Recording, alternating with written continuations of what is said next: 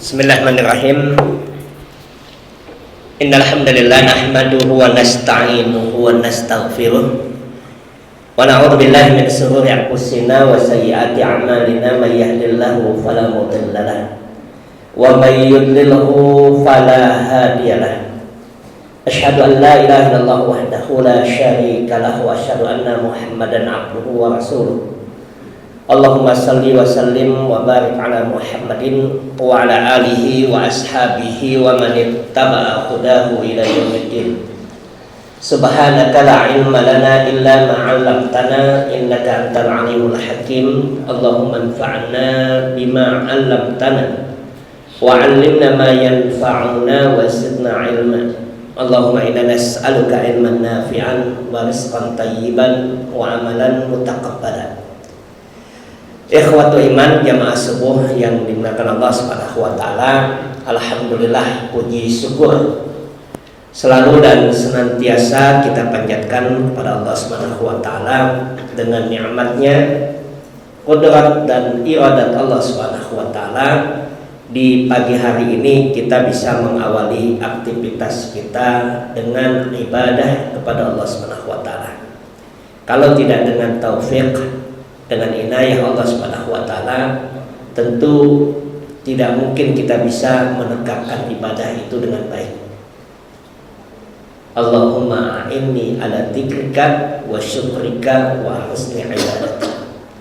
Itu doa yang kita minta kepada Allah Subhanahu wa taala. Salawat dan salam senantiasa tercurahkan kepada Nabi Muhammad sallallahu alaihi wasallam, keluarganya, para sahabatnya, dan siapa saja yang mengikutinya hingga yaumul qiyamah. Bapak dan Ibu, ikhwatul iman yang dimuliakan Allah Subhanahu wa taala, pada kesempatan pagi hari ini kita akan coba mengangkat sebuah pembahasan tentang kezaliman. Jangan menzalimi. Itu tema yang akan kita kaji, kita diskusikan pada kesempatan pagi hari ini. Pertama, perlu kita ketahui lebih dahulu apa yang dimaksud dengan kata zalim. Kata zalim diterjemahkan dalam bahasa kita itu adalah menganiaya. Di dalam bahasa Arab itu kata zalama yadlimu zulman itu, atau kata zalim tadi itu dimaknakan oleh para ahli bahasa itu dengan kalimat wada'u syai'in fi ghairi mahallihi, yaitu menempatkan sesuatu bukan pada tempatnya. Wada'u syai'in fi ghairi mahallihi. Bahkan secara istilah itu, kalau tadi secara lughawi, secara bahasa itu zalim itu menempatkan sesuatu tidak pada proporsinya, tidak pada tempatnya. Misalkan kita menempatkan yang sederhana secara bahasa itu, menempatkan misalkan kaos kaki yang mestinya diletakkan di kaki, kita letakkan di tangan misalnya. Itu termasuk bentuk zalim dalam kata bahasa. Dalam istilah disebutkan oleh Imam Al-Asbahani, misalkan beliau menyebutkan di dalam mu'jamnya bahwasanya yang dimaksudkan dengan kata zalim itu, kata beliau secara istilah adalah ibarah, satu ungkapan. Kata beliau, kata zalim itu ungkapan yang menunjukkan keluarnya dari kebenaran. Jadi beliau sampaikan itu anil haqqi ila batil, yaitu jadi keluarnya satu tindakan yang keluar dari kebenaran menuju kepada kebatilan. Itu bentuk kezaliman. Ada seorang ulama yang kita kenal seorang ulama dalam ahli hadis, ahli tafsir, yaitu Muhammad bin Shalih Al-Utsaimin rahimahullah. Di dalam Syarah Riyadhus Shalihin, Syarah Riyadhus Shalihin itu beliau mendefinisikan dengan kalimat yang sangat bagus tentang kata zalim itu. Kata beliau bahwa yang dimaksudkan dengan zalim itu huwa naqs, yaitu sifat kurang yang ada pada seseorang, tindakan yang kurang pada seseorang. Apa maknanya? Kata beliau sampaikan kepada kita, dan ini saya nukilkan dari kitab Syarah Riyadhus Shalihin itu. Beliau katakan yakni lam tarkus minhu syai'an, yaitu tindakan yang dia lakukan itu kurang dari semestinya. Wan naqsu imma ayakuna bitajarru' ala ma la yajuzu lil insan. Beliau sampaikan kemudian bahwasanya tindakan kurang itu bisa jadi seseorang melakukan sesuatu yang semestinya tidak boleh, tapi dia lakukan. Wa imma bitafrid, bisa juga dia melewati batas yang semestinya dilarang. Maka itu sifat yang dikatakan oleh beliau bima yajibu alaihi, yang semestinya diwajibkan pada dia tetapi dia tidak laksanakan. Nah, ini sifat kezaliman yang apa yang disebutkan oleh beliau tadi itu, oleh Syekh tadi itu, hampir sama dengan apa yang dinyatakan oleh Imam Al-Asbahani di dalam Mufrad Al-Quran itu, bahwa perbuatan zalim itu adalah perbuatan yang dia menganiaya baik dengan tindakan perbuatan yang sifatnya itu melebihi dari apa yang diwajibkan atau mengurangi dari apa yang dilarang. Itu kezaliman. Ayat-ayat Allah Subhanahu wa taala berkait tentang kezaliman ini sangat banyak kita dapatkan. Sebagaimana banyaknya hadis-hadis Nabi sallallahu alaihi wasallam yang melarang untuk berbuat zalim. Di antaranya di dalam ayat Allah Subhanahu wa taala, Allah menyebutkan dalam surat Hud surat yang ke-11 ayat 18, Allah berfirman, ala anna laknatullah 'alal zalimin. Ketahuilah bahwasanya laknat Allah itu akan Allah berikan kepada mereka yang zalim, yaitu orang yang dia menempatkan sesuatu tidak pada tempatnya, orang yang dia mengurangi apa yang diwajibkan, mengurangi apa yang telah dilarang. Itu yang disebutkan dalam ayat tadi, bahwa Allah akan berikan kepada mereka laknat. Laknat artinya adalah tardum minar rahmati wa makani, yaitu Allah jauhkan dari rahmat dan tempat-tempat untuk mendapatkan rahmat atau kasih sayang Allah Subhanahu wa taala. Dalam ayat yang lain misalkan Allah berfirman, Kul, katakanlah, kata Allah Subhanahu wa taala, ini dalam surat Saba, ya, dalam surat Saba ayat 40 itu, taqulu lil ladzina zalamu, Allah berfirman, yaitu kami katakan, kata Allah Subhanahu wa taala kepada orang-orang yang zalim, dzuqu adzaban nar allati kuntum bihi tukadzibun. Katakanlah, kami katakan kepada mereka, rasakanlah azab bagi mereka yang telah melakukan perbuatan kezaliman. Nah, ini di antara ayat Allah SWT. Dan masih banyak lagi ayat-ayat Allah Subhanahu wa taala yang menyebutkan tentang larangan untuk kita berbuat zalim. Hadis-hadis Nabi sallallahu alaihi wasallam juga kita dapatkan sangat banyak yang menyebutkan tentang larangan berbuat zalim tadi. Satu di antara hadis Nabi sallallahu alaihi wasallam, misalkan beliau menyebutkan kepada kita dengan kalimatnya, inna dzulma la dzulmun azim di dalam ayat Allah Subhanahu wa taala, sesungguhnya kezaliman itu adalah kegelapan yang sangat besar. Maka disampaikan oleh Nabi dalam hadisnya itu bahwasanya kata Nabi sallallahu alaihi wasallam, "Inna dzulma dzulumatun yaumal qiyamah." Sungguh kata beliau, perbuatan zalim itu adalah dzulumat, akan menjadi kegelapan nanti bagi dirinya di yaumul qiyamah. Ini yang disampaikan oleh Nabi SAW, yang menyebutkan kepada kita larangan untuk berbuat zalim. Dan masih banyak hadis-hadis yang lain yang nanti dinukilkan oleh Imam An-Nawawi rahimahullah ta'ala di dalam kitab beliau Riyadhus Shalihin.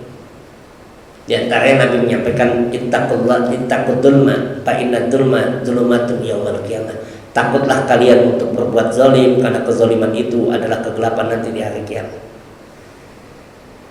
Nah, zalim itu sendiri nanti disampaikan oleh para ulama terjadi pada dua tindakan secara umum.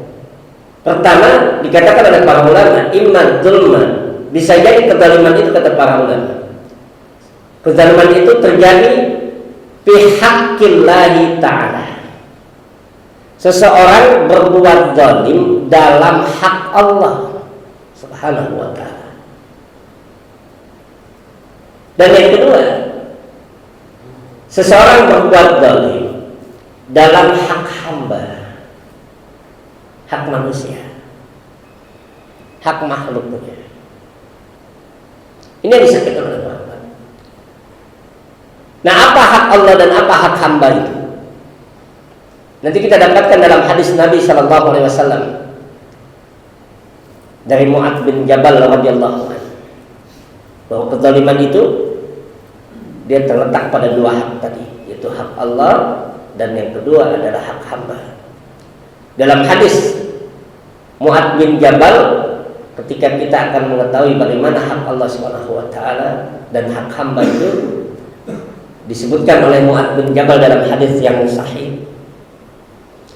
Mu'adz bin Jabal menuturkan, kuntu radifan Nabiy sallallahu alaihi wasallam ala khimar. Aku pernah bersama dengan Nabi sallallahu alaihi wasallam berboncengan di atas khimar, berboncengan di atas keledai. Maka Rasulullah sallallahu alaihi wasallam, maka Rasulullah sallallahu alaihi wasallam bersabda, itu berkata kepada Mu'adz bin Jabal, ya Mu'adz, at-tadri ma haqqullahi 'alal ibad wa ma haqqul ibadi 'ala Allah. Faqultu Allah wa rasuluhu a'lam. Rasulullah bertanya kepada Mu'adz, wahai Mu'adz, tahukah kamu tentang hak Allah atas hambanya dan hak hamba atas Allah Subhanahu wa ta'ala? Ini pertanyaan Rasulullah SAW kepada Mu'adz bin Jabal tadi. Kalau kita ingin mengurai, mengetahui apa sih yang menjadi hak Allah Subhanahu wa ta'ala. Kemudian Mu'adz menjawab, Allah wa rasuluhu a'lam. Allah dan Rasulnya yang lebih tahu tentang jawaban itu.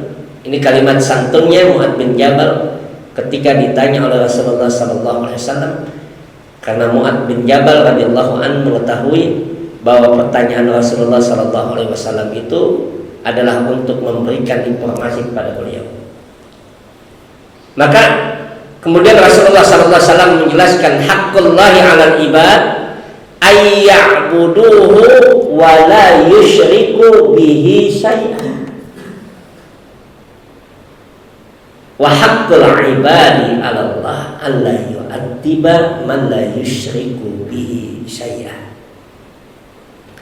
Kata Nabi sallallahu alaihi wasallam, wahai Mu'adz, yang menjadi hak Allah. Jadi kalau kita lihat kezaliman itu terjadi pada dua hak. Itu hak Allah wa imma bihaqqil ibad, dan yang kedua hak hamba. Kata Allah Subhanahu wa taala bahwa yang menjadi hak Allah itu melalui lisan Nabi sallallahu alaihi wasallam disampaikan kepada kita. Haqqullahi 'alal ibad ayya'buduhu wa la yusyriku bihi syai'an. Yang menjadi hak Allah itu adalah engkau beribadah kepada Allah Subhanahu wa taala. Hamba itu beribadah kepada Allah Subhanahu wa taala wa la yusyriku bihi syai'an, dan tidak menyekutukan Allah dengan sesuatu apapun. Itu hak Allah. Yaitu beribadah kepada Allah Subhanahu wa taala, menyembah Allah Subhanahu wa taala, mengibadahi Allah Subhanahu wa taala, tidak menyekutukan Allah Subhanahu wa taala adalah hak Allah Subhanahu wa taala. Wa haqqul ibadi 'ala Allah alla yu'adhiba man la yusyriku bihi syai'an. Dan yang menjadi hak hamba itu yang pasti Allah berikan. Apa yang menjadi hak hamba itu? Alla yu'adhiba man la yusyriku bihi syai'an. Allah tidak akan menyiksa, memberikan siksaan kepada orang yang dia beribadah kepada Allah dengan tidak menyekutukan Allah Subhanahu wa taala. Nah, ini berkaitan dengan hak Allah tadi.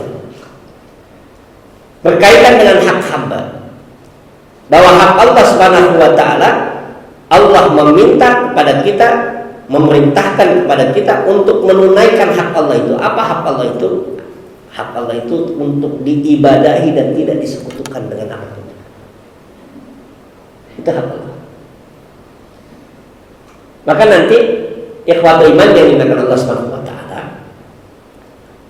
Al-Quran menyebutkan kepada kita bahwa kezaliman yang sangat besar, kezaliman yang sangat besar yang dilakukan oleh seorang hamba kepada Allah Subhanahu wa taala, perbuatan zalim yang sangat besar itu adalah kesyirikan kepada Allah Subhanahu wa taala. Perbuatan menyekutukan Allah Subhanahu wa taala. Ini kezaliman yang sangat besar. Dalam surat apa itu? Dalam surat Luqman, Allah menyebutkan kepada kita, innasyirka la dzulmun azim. Sesungguhnya kesyirikan itu adalah kezaliman yang sangat besar. Maka perbuatan zalim yang terbesar yang disampaikan oleh Allah Subhanahu wa taala dalam ayat tadi adalah bentuk seseorang menyekutukan Allah Subhanahu wa taala. Itu kezaliman yang sangat besar. Di bawahnya apa? Di bawahnya itu adalah mengabaikan hak-hak Allah Subhanahu wa taala dalam ibadah. Perbuatan dosa, perbuatan maksiat, itu adalah bentuk kezaliman seorang hamba terkait tentang hak Allah Subhanahu wa taala. Ini kezaliman yang terbesar. Maka tadi yang pertama tadi disampaikan bahwasanya perbuatan zalim yang pertama itu disampaikan oleh para ulama itu adalah kezaliman seorang hamba, seorang manusia terhadap hak-hak Allah Subhanahu wa taala. Dan yang paling besar itu, kezaliman itu adalah ketika seorang hamba menyekutukan Allah Subhanahu wa taala. Kalau kita lihat dalam penjelasan para ulama itu bahwa apa yang dimaksudkan dengan menyekutukan Allah itu didapatkan dalam hadis Nabi sallallahu alaihi wasallam, antaj'ala lillahi niddan wa huwa khalaqaka. Kata Nabi sallallahu alaihi wasallam bahwa yang dimaksudkan dengan menyekutukan Allah Subhanahu wa taala, antaj'ala lillahi niddan, kamu menjadikan bagi Allah Subhanahu wa taala itu tandingan. Niddan. Tandingan itu maknanya adalah sekutu, disamakan dengan Allah Subhanahu wa taala. Dalam apa? Dalam uluhiyahnya maupun dalam rububiyahnya maupun dalam asma dan sifatnya. Disamakan Allah Subhanahu wa taala dengan yang lain. Tuhan taj'ala lillahi niddan wa huwa khalaqaka, padahal Allah yang telah menciptakannya. Dan ini adalah kezaliman yang paling besar ketika seseorang menyekutukan Allah Subhanahu wa taala.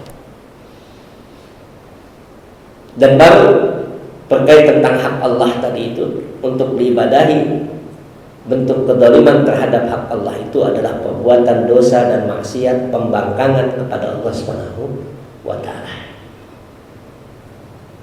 Apa yang dimaksudkan dengan dosa? Ikhwatul iman yang dikatakan Allah Subhanahu wa taala itu, apa yang dimaksudkan dengan maksiat yang disebutkan oleh para ulama, bahwasanya dosa maksiat itu terjadi pada dua hal. Imma bitarkil ma'murat atau bifi'lil mahdzurat.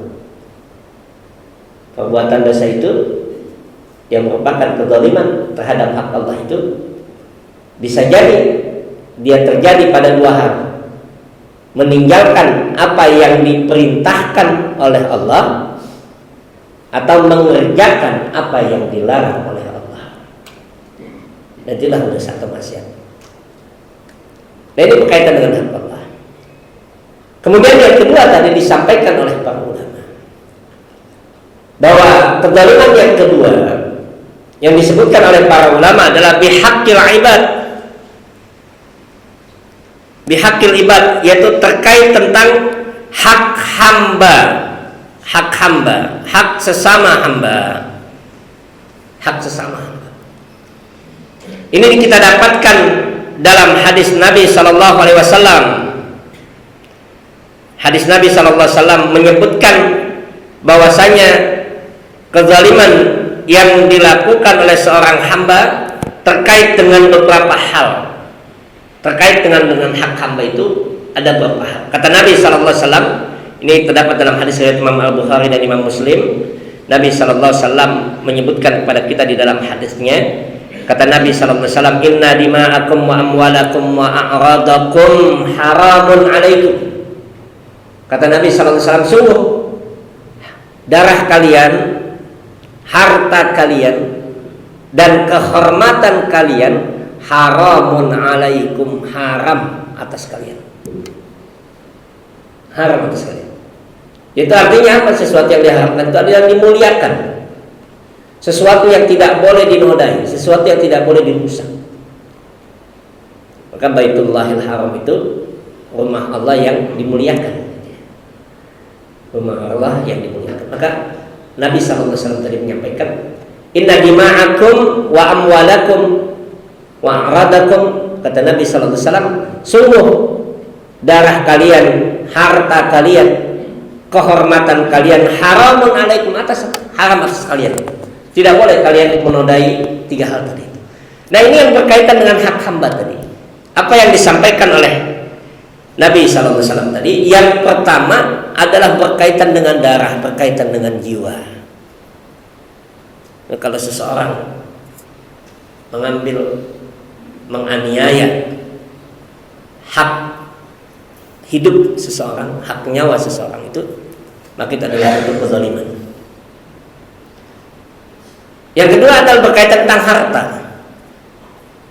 Mengambil harta seseorang, memanfaatkan harta seseorang, itu adalah bentuk kezaliman.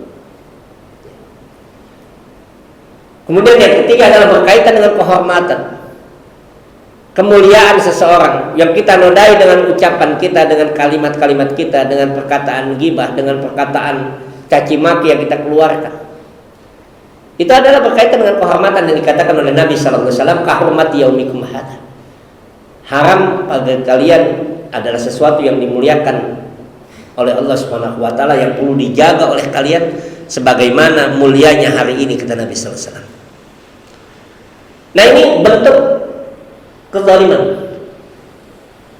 dari hak hamba tadi, yaitu berkaitan dengan jiwa, berkaitan dengan harta, berkaitan dengan kehormatan. Nanti bentuknya macam-macam, perbuatannya macam-macam. Tetapi tiga hal ini yang disampaikan oleh Nabi Sallallahu Alaihi Wasallam, bahwa kezaliman itu akan terjadi ketika seseorang menodai berkaitan dengan darah, dengan jiwa, berkaitan dengan harta, berkaitan dengan kehormatan. Nah, ikhwatul iman yang dimuliakan Allah Subhanahu wa taala, inilah kezaliman yang disampaikan, diuraikan oleh para ulama. sebagai nanti referensi buat ikhwatul iman. Nanti banyak para ulama itu menulis bab khusus tentang zalim, larangan berbuat zalim. Di antara dalam kitab Riyadhus Shalihin ada bab khusus yang terkait tentang larangan untuk berbuat zalim. Disebutkan di situ ayat-ayat dan hadis-hadis Nabi sallallahu alaihi wasallam. Maka Nabi sallallahu alaihi wasallam melarang keras perbuatan zalim itu di dalam kehidupan seorang muslim. Bahkan ayat-ayat Allah Subhanahu wa taala dan hadis-hadis Nabi sallallahu alaihi wasallam menyebutkan banyak akibat seseorang yang berbuat zalim dalam hidupnya. Berkaitan dengan hak Allah tadi maupun berkaitan dengan hak hamba.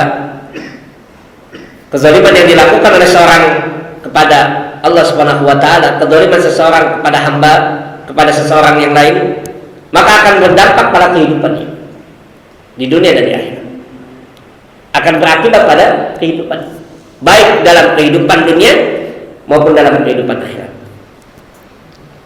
Di antaranya Nabi sallallahu alaihi wasallam menyebutkan bahwa tadi orang yang berbuat zalim akan menjadi kegelapan nanti di yaumul qiyamah. Dalam Al-Quran Allah Ta'ala menyebutkan kepada kita bahwasanya orang yang berbuat zalim Allah tidak akan memberikan hidayah kepadanya.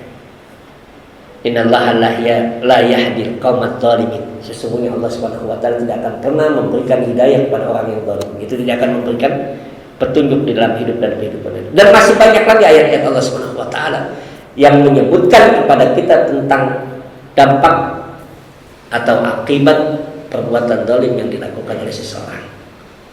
Nah, ini yang berkaitan tentang permasalahan kezaliman, larangan untuk kita berbuat zalim, baik terkait tentang hak Allah Subhanahu wa taala maupun terkait tentang hak hamba. Maka nanti ada seseorang ulama di dalam kitabnya menyebutkan kezaliman terhadap seorang hamba itu bisa terjadi pada diri seseorang dengan mengambil yang bukan haknya. Itu bentuk kezaliman yang disampaikan. Dengan kecurangan yang dilakukan, itu pun bentuk kezaliman yang berkaitan dengan hak hamba yang disebutkan dalam pembahasan para ulama tadi. Nah, ini sebagai bahan diskusi pada pagi hari ini, mudah-mudahan ada manfaatnya buat kita sekalian. Kita berdoa kepada Allah Subhanahu wa taala agar Allah hindarkan kita dari perbuatan zalim dan mampu memberikan kepada kita kemampuan untuk berbuat adil di dalam kehidupan kita. Hadanallahu wa iyyakum ajmain. Wassalamualaikum warahmatullahi wabarakatuh.